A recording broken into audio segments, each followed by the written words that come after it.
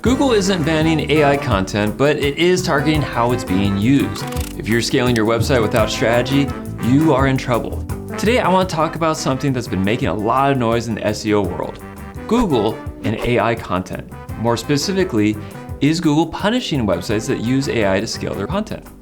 For the last couple years or so, there's been this massive surge in AI-generated content all across the internet. Everyone from marketers to billion-dollar brands have been using tools like ChatGPT, Jasper, and Claude to pump out hundreds, sometimes thousands of web pages at scale. And at first, it worked. AI-written content was ranking, traffic was going up, and SEOs were celebrating. But fast forward to now, and a lot of those same sites are tanking. Why? It's because Google isn't just looking at how content is created, it's looking at why and for what purpose. And that's where the real issue comes in. And let's break that down using Google's own documentation. First and foremost, Google recently updated their spam policy pages and added their stance on scaled content. It explicitly warns against using automation to generate lots of content with the primary purpose of manipulating search rankings. This is a major change to the SEO game and should really be taken into account by anyone with a website. Now, of course, this does specify on not helping users, so if you have an FAQ page, helpful articles written by people, or other positive SEO content, you'll most likely be safe from this Google update. Of course, it's not that all AI content is automatically bad for SEO. Google does specify using generative AI tools to generate many pages without adding value to the users. But if you're publishing tons of low-value content just to win keywords, it is spam. Not low quality, not borderline, spam. Now let's talk about Google's helpful content update, which was deployed around 2022. This is where things get very nuanced. Google says its goal is to reward content that is written for people, not for search engines. And here's where AI becomes tricky, because AI can write for people, but it can also write at scale with little human input. So what does this mean in practice? It means that Google is also watching for signs that a website is pumping out content too fast, too broadly, and without depth. Think about it. If your site suddenly goes from 50 pages to 2,000 in a month, all targeting random long-tail keywords, what is Google gonna think? It's gonna look automated, and it's gonna look like, again, spam. Now, Google has said that page experience isn't a single ranking factor anymore. If your content is relative enough, it's fine.